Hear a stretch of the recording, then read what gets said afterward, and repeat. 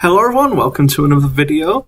On this one we're going to have a look at the Infinity game by Corvus Belli and talk about the Escalation League I've been running. Anyone who's been keeping up on the This Week in Hating Dice series I started knows I've been running an Escalation League in the local store, and I finally got to play. I had to jump in at the 200 point level. I did play a test game at 150 points, but I was using my Assassin Barry list rather than the Shock Army of Acontecimento that I decided, well, the internet decided I should play for the Escalation League. So we played, myself and Steve played a game. He's relatively comfortable. We've not played for a while. He's not played Infinity for about a year. I've only played one game of N3 before this. So I'll move on to my list. I made up the generic list to play just because I didn't want to take everything with me. I wasn't too worried. I was pretty confident with this build I could try to do any of the missions that came up. So I went with a 5-man link team for the Acontecimento regulars, and that was a hacker, the lieutenant, a regular combi rifle, a regular, and then with a Spitfire, and then a regular paramedic. That formed a 5-man link, and gave me the only hacking device I have access to in the Shock Army list. Every other hacking device is either an assault or a kill hacking device. Then I took a machinist to be an extra specialist, and because I was planning on taking a couple of drones, I thought it was a safer bet than a doctor, and a paramedic can tackle some of the missions, so it just opened up the scope for what I could do. Then I put one powerbot in originally, but as you'll see at the end, I had 3 points left, so I threw in the second one, which worked out pretty well. Then we had a Sierra drone bot with 360 visor, total reaction, and a HMG, so a really good back piece. Find a nice place to sit in, and it just dominated and gave me a decent ARO. Then I had 2 Nagas. One was the hacker with the kill device, and then another one was monofilament mines. And finally, rounded out the list with the Bulleteer, and this was going to be my aggressive piece. If I wasn't moving the link team up, I was going to plan on trying to use the Bulleteer, take advantage of that ODD, optical disruptor, use it as a repeater to bounce around any hacking, and just try and kill stuff with that Spitfire.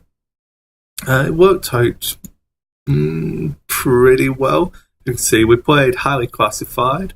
Next time I do this, I'm going to try and remember to get some photographs of the game and give a proper rundown of how the flow of the game went. But I was playing against Steve's Jing list, and he had 2 of the expensive heavy infantry. I forgot what they're called now. But they were, one dominated a really good vision. He had the better table side, but I got to go second, and he got to plant his HMG up there. So my total reaction HMG faced off, and that was pretty much how they went, just shooting at each other a little bit, spattering damage. He took out my remote, but then one of my missions was, I forgot what they're all called. I had a test run. So by him damaging my HMG total reaction remote, I got to repair it and get. That was one of the 4 that were out for highly classified. So I got to grab that one in my first turn. Then the other ones that were out, it was test run, HVT designation, data scan, and I want to say sabotage.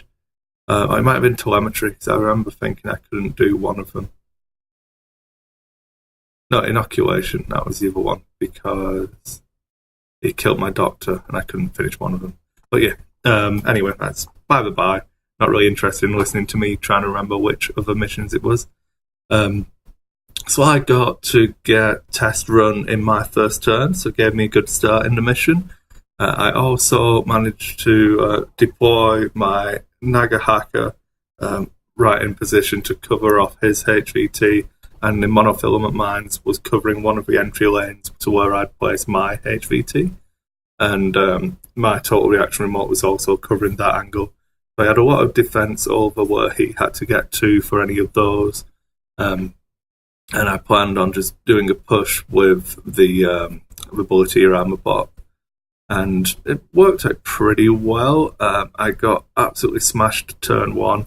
I lost, obviously, both Nagas went down. He has level 2 visors, so the camouflage was pretty useless. I was relatively sad. I enjoyed trying to use the Nagas. The monofilament mine guy did get to lay a mine in an ARO so that it covered off part of the approach. And that kind of helped me out. It made him not want to bring his hacker down that way and stopped him basically the push he was planning. So even though it died, it did control a bit of the table. And obviously he took out the Sierra remote, was it? Yeah, it was Sierra remote. And I managed to repair that because I had a power bot next to each one of my remotes and the machine is hiding at the back. So got that repair roll, gave me that.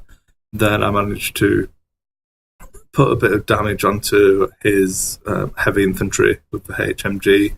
So he was using orders to get the doctor back up.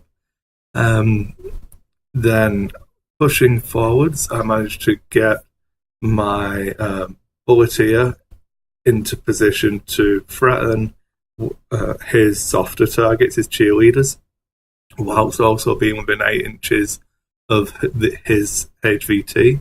And that let me hack for HVT designation. I didn't have a forward observer, so I had to use a spotlight hacking program. That burned up 3 orders for the Link team. So I took the opportunity, whilst his HMG had gone prone, to push forwards and with the Link team, because they were pinned down from his heavy, horrible death HMG, killing me on 17s, and it's horrible. Yeah, that was my turn 1. So I managed to get 2 of the combined objectives then, and it was looking pretty good. Steve took out the Bulleteer and then managed to get the coup de grace, is it? I don't know, I can't remember what we're called now. Extreme Prejudice. Yeah, coup de grace on it. And that was unfortunate because it gave him the 2 points for his classified objective. Then for mine, I had retro engineering. So luckily, I obviously have the engineer, but I had to run the gauntlet. So in my turn 3, to try and secure that one as well, I'd positioned to get my hacker close to do the data scan, or if that failed, I was going to be able to push forwards with my machinist and the power bots. So he did manage to kill my hacker, so I pushed up and made sure that he only got the ARO against 1 target at a time. He did kill both of the power bots, and then in my last order, which was the last order of the game, was to do the retro engineering role. He got his ARO, killed me, but I succeeded the roll, so it was all fine. I think that would finish up as it's either a 6-2 or an 8-2. So he got 2 for his primary, his classified. I got 2 for mine. Then I got 1 each for the 2 in the middle, and had 4 of them. Yeah, so 2, and then if you've got more, you get an extra 4 points. I think it is. I'm gonna have to. It doesn't matter. But yeah, I either won 6-2 or 8-2. It was a really good game. It was back and forth. I was really punished at the start for bad positioning of the Nagas, which I need to get better at. Just recognizing, okay, they're basically irrelevant if you can see them here. I don't mind so much with the mine layer. I probably put him in the wrong position because I knew where his hacker was, and yet I still put my kill hacker Naga facing off against his HVT, and I probably should have gone the other way around. So that was a learning experience.